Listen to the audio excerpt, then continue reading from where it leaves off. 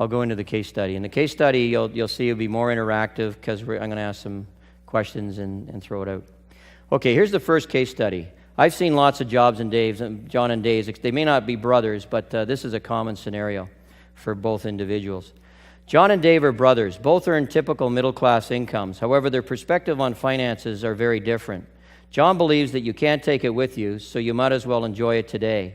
As a result, he spends all of his income and then some, lives in an expensive home with his wife and family, and they drive 2 luxury automobiles. John feels that he has worked hard for his money and that he has earned the right to spend it as he wishes. John and his wife have no savings and are frequently forced into debt when an unexpected expenditure arises. As a result, they've accumulated significant debts over the past several years, and receiving phone calls from creditors are commonplace in their home. Dave and his wife, on the other hand, live a very frugal lifestyle. They are excellent at budgeting, ensure that all bills are paid on time, and are very willing to sacrifice a lot in order to accumulate savings. They both feel good in knowing that they own a substantial investment portfolio. By 50 years of age, they have saved more than enough for retirement and their children's education. Nevertheless, they still continue to pinch their pennies and save even more. They lose a lot of sleep at night whenever their investment portfolio decreases in value as a result of market volatility. Both John and Dave give sporadically to their church, amounting to about 1% of their income. So here's the questions. Let's take John, for example. Do you feel that John has practiced biblical stewardship? See the definition above, and please explain your perspective. If you remember the definition of biblical stewardship, back on number 17, have a quick look at that again. Here it is. Acknowledging in your heart and mind that God owns absolutely everything, and using all assets in accordance with God's principles and God's will. So have they practiced biblical stewardship? I said no, because he doesn't acknowledge that it belongs to God. He thinks that he can spend it as he wants. Exactly. No, he doesn't acknowledge that it's God's. Here's my suggested solution. No, John has not acknowledged God's ownership of the money that God has entrusted to him. John believes that he is the owner, and therefore it is his right to spend money as he wishes, generally on selfish desires. John does not give the first fruits to God's work.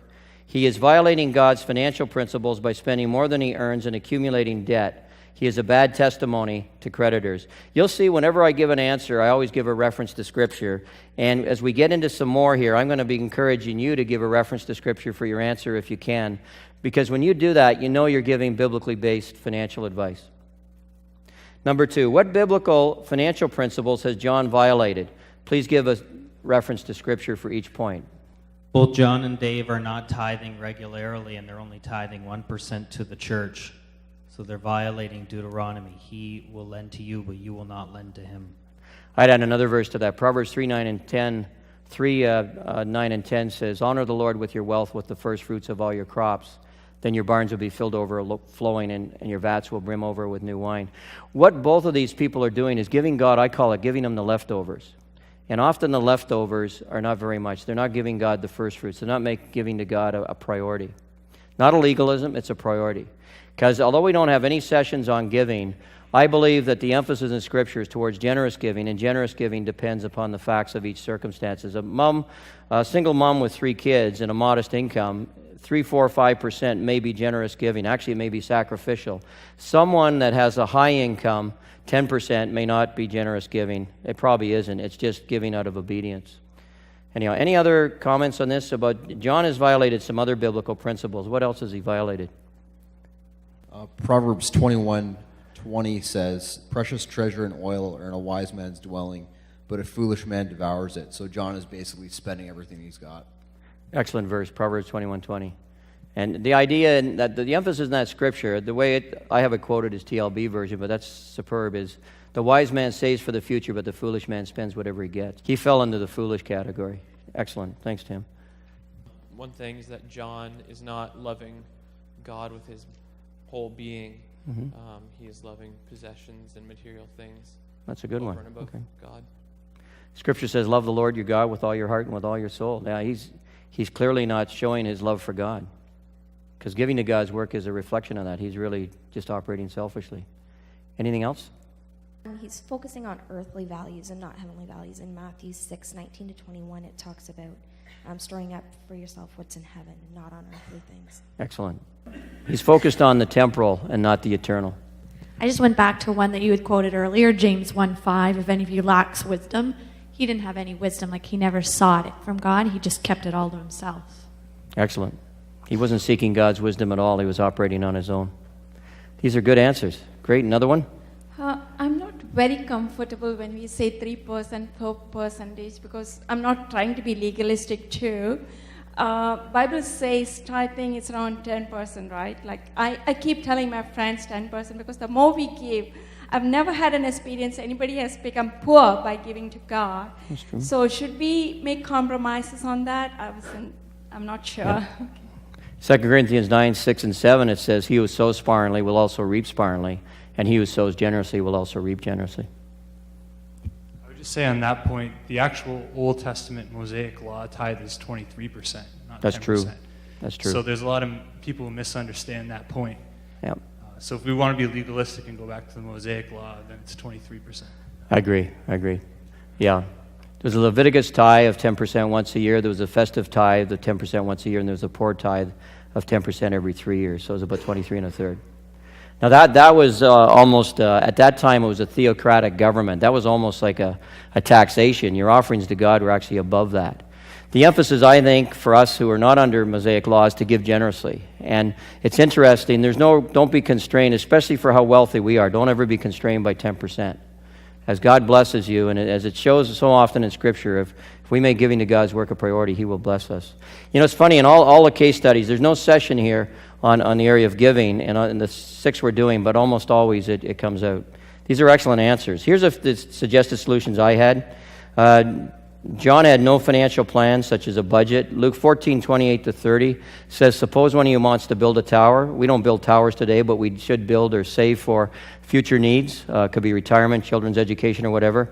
And Christ said, if you want to do something, if you don't plan ahead, you're foolish. That's the essence of the parable of the tower, is that you need to plan ahead. Number 2, too much debt. He took on too much debt, and Proverbs 22:7 says you become a servant to the lender. He did not pay his creditors on time. In Romans 13:5, it says, let no debt remain outstanding. And also, that's a bad testimony. John was very selfish. He was putting his needs first above everything else. His desires, really. His focus was on material things. Someone made reference to this. He was focused on treasures on earth, on things of a temporal nature rather than things of an eternal nature. And John spent all of his income. He had no savings, to made reference to that. John believes he's the owner and not a steward. And number 8, John does not give generously to God's work. Okay, so discuss the relevant and application of the following verses in respect of John's approach to managing money. Write your comments below each verse. So here's the first verse, Philippians 2:3 and 4. Do nothing out of selfish ambition or vain conceit, but in humility consider others better than yourselves. Each of you should look not only to your own interests, but also to the interests of others. How does that apply to John? He was just consumed with himself. He just thought it was satisfying his own needs and his own desires. Yeah. He didn't think about giving generously or anything like that. Yeah. And he didn't think about his creditors either, or even the future, about providing for future needs of his family. Do you think he saved for children's education? No. And so what do you think happens when his kids come out of post-secondary? Like most of them, they got $40,000 to $50,000 over the debt. Very common. If there's 2 degrees, 80 to 100,000 is very common.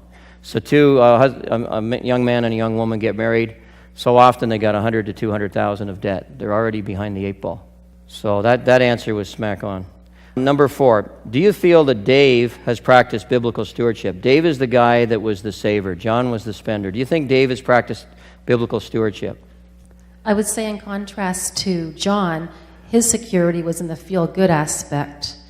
They would be sleepless nights over worrying about their money. So what are they investing in if it's that volatile? Mm-hmm. And secondly, that be anxious for nothing piece is not there as part of their life, nor is that they're actually practicing vain conceit and selfish ambition, but in a different way. That's true. That's a very good point. Dave was selfish in a different way in terms of trying to accumulate. Any other comments? Not a chance was he a steward, because he Yep. really didn't respect God as being the owner of everything that he owned presently. Absolutely. And, as it says, when it went down, he realized that it was his still. Yeah. It was not his ever. If you look at the parable of the rich fool in Luke chapter 12, starting at verse 15, remember the rich fool was the guy who was a farmer. God blessed him tremendously. He had a phenomenal crop come in that year. Instead of looking up and saying, Lord, you've blessed me. What do you want me to do with this? He said, no, I'll tear down my barns, I'll build bigger ones, and I'll store up all my earthly goods, and I'll say to myself, you have plenty of good things for many years. Take life easy, eat, drink, and be merry. Bottom line, his trust and his faith was in his wealth. There was nothing wrong with him being wealthy, but that's where he put his trust and his faith. And of course, God called him a fool because that very night his life would be demanded of him, and he would get what he stored up for himself. So the idea is that, and that's the problem Dave has here. He's basically trusting in his investment portfolio. Yeah, mine was just the same thought that he's put his God as money as his God essentially, and that all his trust and everything was in that instead of the real God. You think he had a problem with the love of money? That's one place where it shows up. When you start trusting in money and material things for your security, that's one sign of the love of money. And we know Paul said the love of money is the root of all kinds of evil, and some people eager for money have wandered from the faith and pierced themselves with many griefs. It's interesting in that verse that Paul's actually talking about Christians because they wandered from the faith. So here's my suggested solutions. Dave has not acknowledged in his heart and mind that God owns everything. Dave is not giving God the first fruits. Dave continues to save and accumulate when it is no longer necessary. Dave is hoarding, just like the parable on the rich fool. By the way, for some of the people in the group that are older, and especially if you're debt-free and if you've accumulated enough for retirement and your kids' education, all the future needs, there's a point, I believe, where you cross the finish line. And the giving shouldn't be 10 or 15%. Maybe you're giving 50, 60, 70, 80% away. Maybe giving part of your capital. Do you want to build up treasures in heaven or do you want to build up treasures on earth? It's really your call. And there is such a thing as a finish line financially. Now, that's not as common in our society, but it is because at least for people, let's say 60 and up, there are quite a few people that have significant assets. And sometimes I suggest to them they consider giving some of it away while they're living. As Ron Blue puts it, do your giving while you're living so you know where it's going. It's really why just keep accumulating. Anyhow, that's another topic on biblically based estate planning that we won't be getting into. And the big one there, Dave is trusting in his investments, not in God. Okay, what biblical financial principles has Dave violated? Please give a reference to Scripture. So what principles has he violated? Well, he's definitely violating that God owns everything. He's not acknowledging God's ownership. Yep. Anything else? Matthew 6:31-33. Do not worry.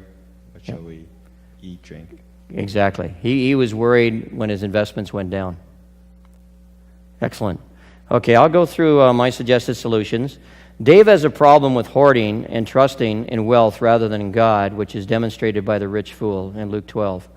Dave does not make giving to God's work a priority. Dave likely has a problem with the love of money, resulting in a worldly desire to get rich. And there's the verse I quoted earlier, 1 Timothy 6, 9, and 10, where Paul said, for the love of money. It's not money, by the way. Often people misquote that scripture and say, you Christians think money's the root of all evil. That's not what it says. It says the love of money. It's an ungodly attitude towards money that's the problem. There's nothing wrong with having a lot of material wealth. I mean, in Scripture, God entrusted Solomon, Abraham, Job, David with phenomenal amounts of material wealth, but they were able to handle it. And they were able to manage and utilize that wealth according to God's principles and God's will. I find in my practice there's a few clients that are extremely generous, and I find it really exciting when I see God's people start doing things God's way. And you know, often what happens, I think of one client, he's got a very, very large business, extremely large, and I look at him and other business people in the industry, and I ask myself why. And when I look at it, the only difference I can tell is he's really generous and gives like 50% of his income away. So there's a tie-in there. Number 6, from a biblical perspective, what things is Dave doing correctly? Please explain, and if you're able, give a reference to Scripture. There's some things that Dave is doing correctly, and that's consistent with Scripture. What are those things? Kind of going back to the verse in Proverbs 21, he's not spending everything he has. He's budgeting and also saving for future needs. That's true. And it's very biblical to plan ahead and save for future needs. Proverbs 21:5 would be one there. The plans of the diligent lead surely to advantage, as surely as haste leads to poverty. Actually, if you look all through Scripture, I've done a study on it, there's about 40 references in the Bible to planning, and most of the time they come out as an admonition. And in the parable of the tower, Luke 14:28-30, I mean, Christ said, if you don't plan ahead, you're foolish. And we need to plan ahead. But as you plan, it's so critical to pray. I think the best planning meeting is a prayer meeting. Pray and plan at the same time your finances and ask God to direct you according to His will. Romans 13:8 talks about owing no one anything except to love each other. And he had paid his bills all on time, and so. Yep. So let no debt remain outstanding. And he did. He paid his bills on time, and that's biblical. Here's my suggested solutions. Dave is doing some things that are consistent with God's financial principles. He's budgeting, which is biblical, some sort of a financial plan. Call it a cash flow plan, a spending plan, call it whatever you like. Essentially, it's the same. You've got to have a method of tracking your expenses and planning ahead. If you don't, you're just operating based on gut feel and personal desires, and usually that results in problems. Number 2, Dave is paying his bills on time. That was mentioned. 3, he's paying down debt. It's biblical. It's not a sin to borrow. It's a sin to borrow and not repay. But the emphasis in Scripture is towards minimal debt and to be very careful with debt. Doesn't mean you never borrow, but you got to really make sure you're careful about it. And by the way, I'd mention, if you go to the very back of the handout, there is a section called Questions to Consider Before Borrowing. And in there I suggest 11 questions that you consider before borrowing. And I believe that after prayerfully going through those questions, if you can say yes to all 11, then I believe it's God's will for you to borrow the money. Then, of course, the recommendation would be pay it back as quick as possible so you can minimize your interest costs. But that's one thing that Dave was doing wisely and consistent with Scripture. And he was also saving for future needs such as retirement and children's education. If John and Dave both witnessed to their creditors, whom do you think the creditors would more likely listen to? Consider Matthew 5:14-16. You are the light of the world. A city on a hill cannot be hidden. Neither do people light a lamp and put it under a bowl. Instead, they put it on its stand, and it gives light to everyone in the house. In the same way, let your light shine before men, that they may see your good deeds and praise your Father in heaven. If John and Dave both witnessed to their creditors, who do you think they would listen to? I said they'd probably listen to Dave a bit more because he wasn't wasteful with his money, and he was an example of how to better handle money. Not necessarily he did everything right, but he was a better example to his creditors. Like he made the goal to pay them back. Yeah, exactly. The key there is he was paying his bills on time and meeting his obligations. And if a Christian especially doesn't pay their bills or obligations on time, if you try to witness to the creditor, the odds are they're not going to listen. So, and that's basically what the answer was. And of course, Romans 13:8, let no debt remain outstanding except the continuing debt to love one another, for he who loves his fellow man has fulfilled the law. So discuss the relevance and application of the following verses in respect of Dave's approach to managing money. Remember, Dave is the guy that was basically the hoarder, but he was out of balance. You understand, there's nothing wrong. It's biblical to save for future needs. But he was hoarding. He was saving, going way beyond what he really needed to have. He'd saved up for retirement and kids' education. He had crossed the finish line, is what Dave had done. So how does this verse here apply to Dave? Though your riches increase, do not yet set your heart on them. I'll repeat that. Though your riches increase, do not set your heart on them. Psalms 62:10. Any comments on that one? Although Dave, his portfolio increased, but he also has sleepless nights when they went down, so he was setting his heart on them. Yeah. His heart was set on his material things, especially his investment portfolio.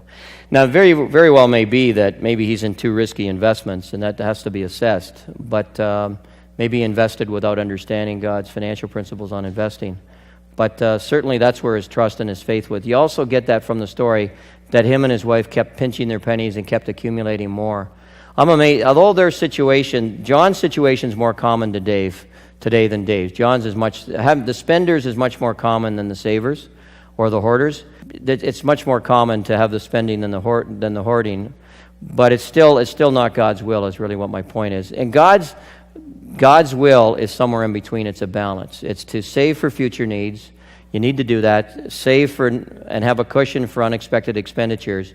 But don't hoard. Once you've crossed the finish line, once you have as much as you need, then maybe look at, if God still leads you to continue to work or stay in business, it's fine.